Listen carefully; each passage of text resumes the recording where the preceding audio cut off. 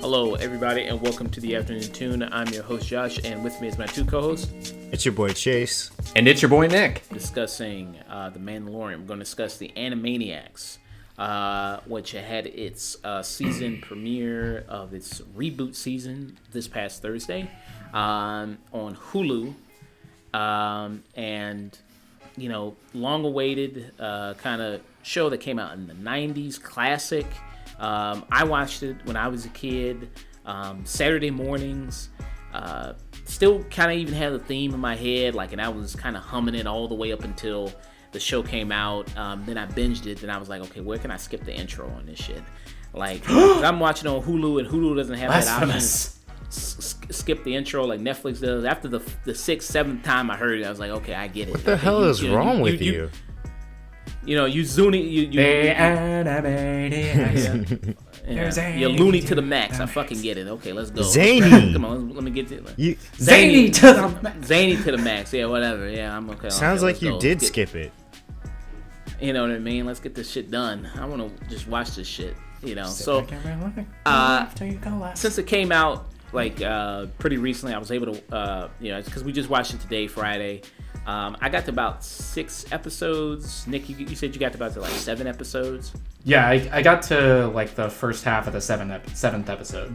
And I just finished episode 9. Episode 9. So yeah, it's only 13 episodes in it. So you're pretty much almost done with it, Chayse. Yeah.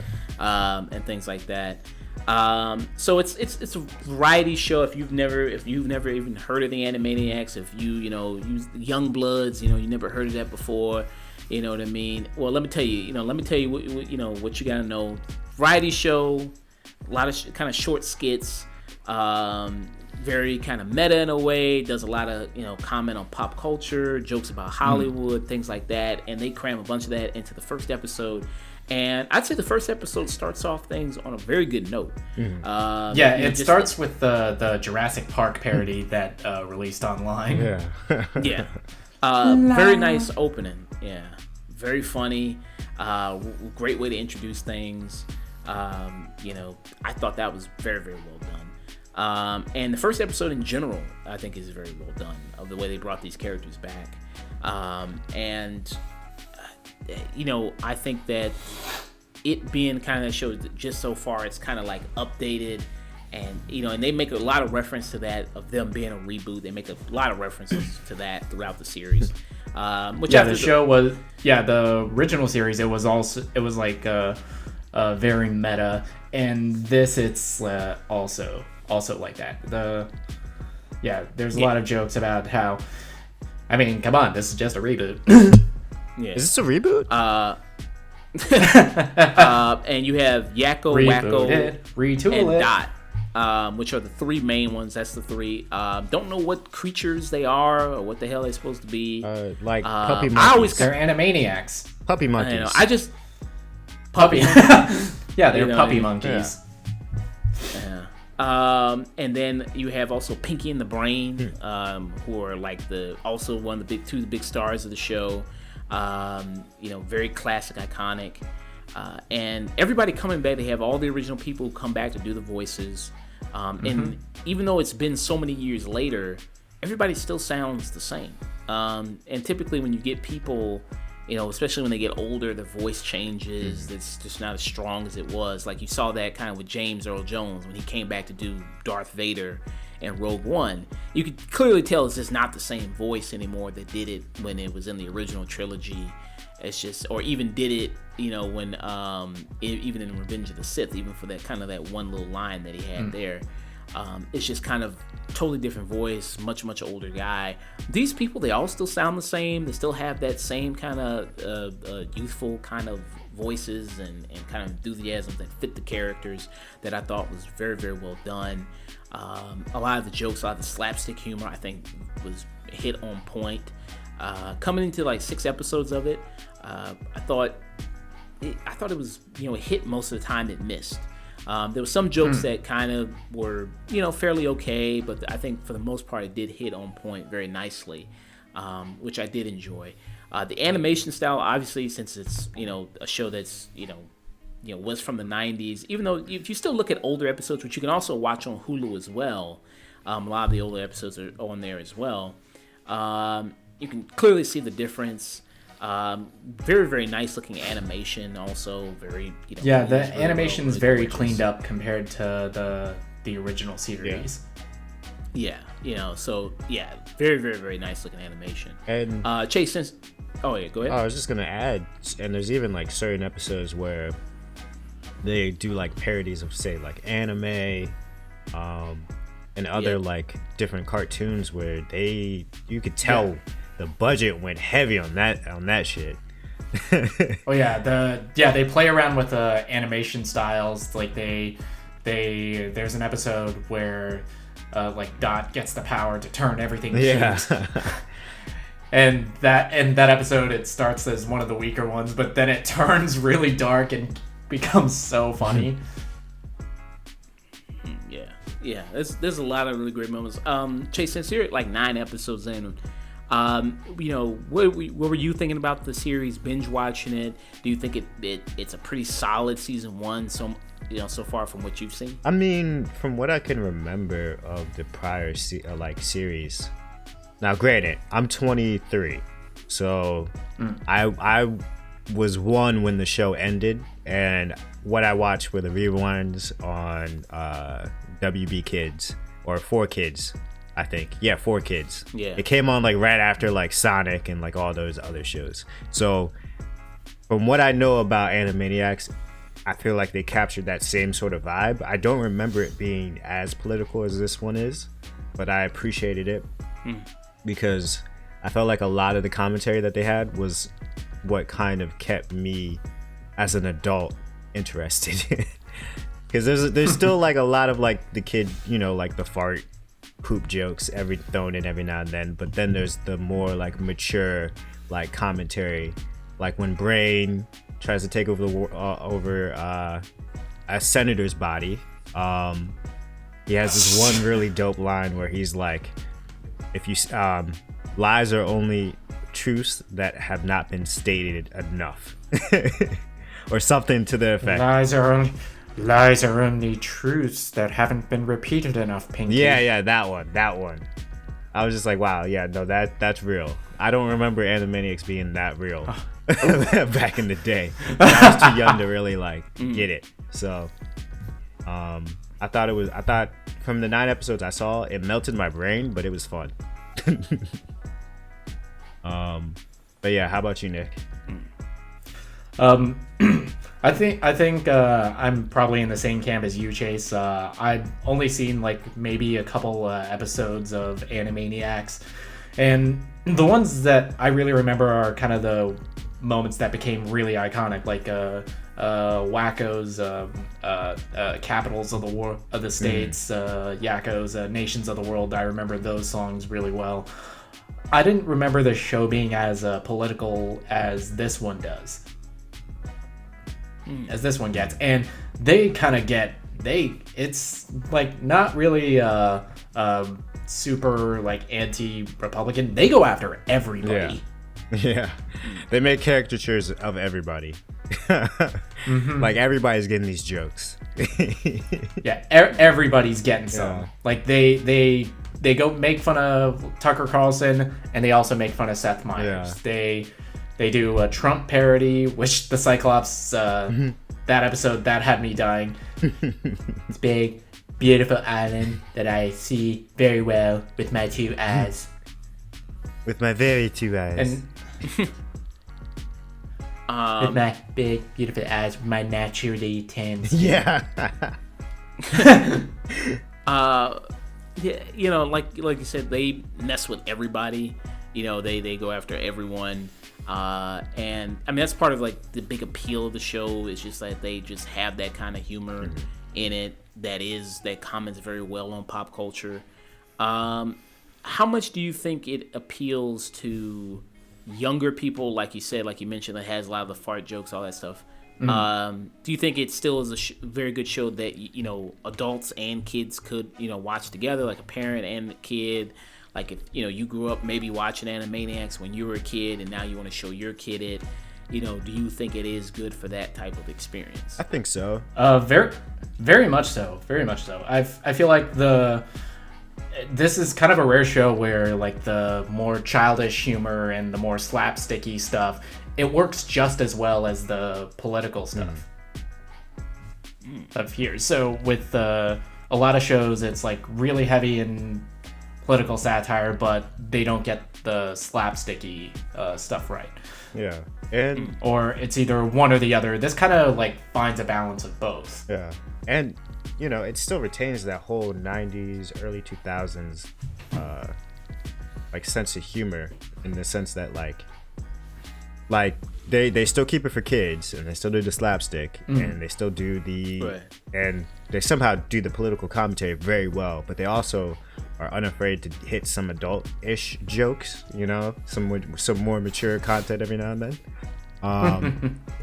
But in a kid-friendly way, of course. So, which is kind of rare to see today. Like, I think the only shows nowadays that could say that they do this is probably like a Gumball, which every now and then they make fun of like what's going on today. But you don't really get that too often nowadays. So I think it's a good, refreshing show for the whole family. Nice. Yeah. I don't remember the original show as much, but I watched the reruns of it. I do kind of vaguely have memories of that, watching it on, WP for kids and things like that. I think Saturdays is when I used to watch it. Yeah. This was a show that was in the golden age of Warner's animation. So it was pretty much an entire block of this, Pinky and the Brain, Freakazoid, the Batman the Animated Series. This was in the golden age. Good times. Yeah. Good times. Yeah, good times. Yeah. Now you're just an adult with depression watching Animaniacs. So now it's a different experience. Now the pop culture jokes hitting a lot harder. Than commenting on our failed society. It's like you laugh and then you realize, oh man. Yeah, no, they are a little bit too accurate right now. Like the Cutie episode, that one was like, oh wow, this is actually real life. Welcome to 2020, guys. Do you have any negative criticisms of the show? I think for me, one of the things was like they did maybe one episode where it was like they did an episode about like social media, phones, things like that. That wasn't really any different commentary than what I've seen about social media or phones. Like people are controlled by their phones and social media and controlled by likes and stuff like that. That wasn't any. Some of those jokes are. You've kind of seen them done better in other things, so they don't work as well. And I kind of feel like the Pinky and the Brain stuff, at least in the few episodes I've seen, I feel like that stuff is weaker than when we're with Yakko, Wacko, and Dot. Now, if I'm not mistaken, Pinky and the Brain had their own series, right?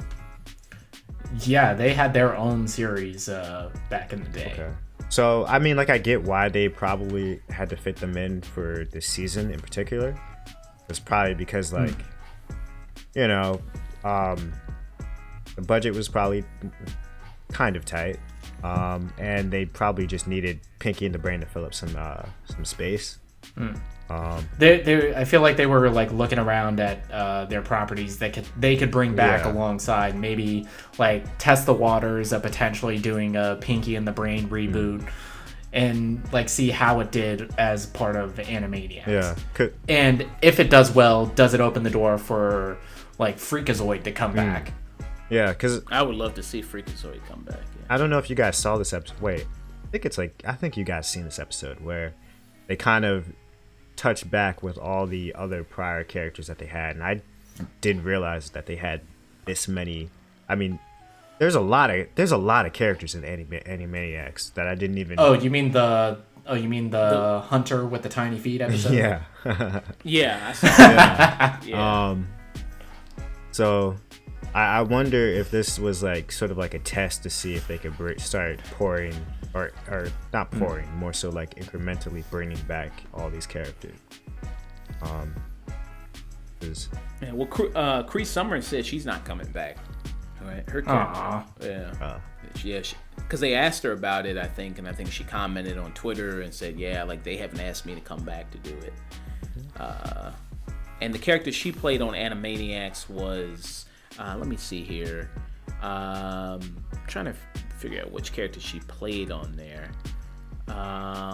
Elmira Duff. That's what this character she played. So they said that she's not coming back for it. And Cree Summers, if you don't know Cree Summers, she's voiced every single character ever back in the 90s. And usually they were black. So if there was a black girl in a 90s show, she was the black girl. You know what I mean? So she was the black girl on Codename Kids Next Door. She was in Recess too. I think she was in Recess, right? Probably. I don't know. Yeah, because I think she was the black girl in that. So she was on everything. She was also Penny. She was in Inspector Gadget. Yeah, she just has this whole long list resume of all the stuff she's ever been on. And yeah, I mean, legendary voice actress, really great. But she said that she won't. As of right now, she will not be in the reboot of Animaniacs. So yeah. I mean, there's always hope. There might be season 2. Because she was with primarily like Pinky in the Brain, right? Elmira? Pink. Yeah, okay. She was primarily a Pinky in the Brain. Yeah. Yeah. So there's a possibility. You never know, things like that. So yeah, so she might come back. I'd like to see her come back. Talented. I wonder. Yeah, she's still working today. Still doing a lot of stuff. Still working. So I would love to see her come back. Ratings at all for the season so far? Zany out of 10. Zany to the max. I don't know if I can rate this, dude. Yeah, that's kind of where I am at with this. I've only seen like half of the season, but so far what I've seen, it's definitely 8 out of 10. It's great nostalgia for a show that I didn't get a chance to watch really when I was younger, but what I've seen was really funny and really stuck with me. And again, this balances slapstick and political satire really well, and the jokes hit more than they miss, which is kind of rare for a comedy nowadays. Yeah, especially kids comedy. Yeah, very good. Streaming on Netflix, and Hulu. Hulu. Yeah. Oh yeah, Hulu. Sorry, Hulu. My bad. Sorry, Hulu. How many Hulu jokes did they fit in? Yeah, Hulu. My bad. Here's your check for 2 more seasons, you sellouts. Yeah. Do you think it's worth getting Hulu for if you don't have Hulu? I mean, there's other shows to watch on there, so yeah. Yeah, I definitely feel like with Hulu, you also get like all of the FX shows that aren't available on Netflix. So yeah, I do kind of think it's worth it.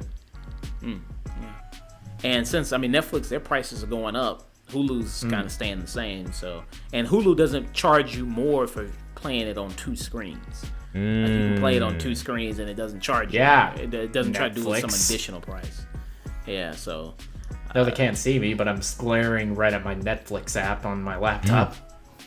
Yeah, so there's good things to watch on Hulu other than just if you just wanted to if done with Animaniacs, because it has the original series as well, so you could watch the new series and the original series, and it has Pinky and the Brain series on there as well, so you could watch that, and it has other really great FX shows, as Nick mentioned, on there as well, that you could also watch. The Fargo. League, You're the Worst, Fargo, The Strain, has a great movie selection as well. Atlanta. Atlanta. Like that. One of my favorite movies that came out this year, Palm Springs, is exclusively on there. Oh yeah, that's a good one. Yeah, Hulu. We're giving you free advertising. Pay us. Pay us. Yeah. Cut us a check, bitch. Yeah. Cut us a fucking check. We selling out over here. Cut us a fucking check. I heard you needed a. Yeah, but when we sell out, we know it. Yeah. Yeah. I think it's a good series. I'm only halfway through. Maybe it's not fair to judge give a whole rating for the season as of yet. But so far, I really do like what I see. And if I had to give a rating just for the 6 episodes I have seen, I would give it a strong 8. I think strong 8. Strong 8. All right, so moving on from discussing Animaniacs, we're going to be discussing. Get out of here, people. Hey, people, you all know what to do. Do that good stuff. Like, subscribe, thumbs up. Give comments, concerns, constructive criticisms. Let us know what we did right. Let us know what we did wrong. If you want to chat with us, you can always email us at theafternoontune@gmail.com. You can find us on Twitter at twitter.com/theafternoontune. You can also find us on Facebook at Facebook page, facebook.com/theafternoontune. Also on Instagram at theafternoontune. Chase, where people can find you. You can find me at Mr. Chayse Mac at Twitter, Instagram. I'm actually now streaming on Twitch. Sweet. Not really streaming on Twitch. I don't have a schedule or anything, but it's more so just like a sporadic hobby that whenever I sort of, whenever I feel like playing games and talking to people, I'll be on there. All right, people, make sure you do not give him bits. Yeah. Do not give him bits. Do not. I don't need your money. Yeah, don't simp for Chayse, people. Yeah, you could simp for better things and better people. But where can they find you, Nick? All right, you can find me on Facebook, Nick Taylor, or Twitter and Instagram at Night and Day Nick. Great. All right. So, to all you people out there listening to this, whenever you're listening to this, hope you are having a great time, and don't forget to always stay tuned.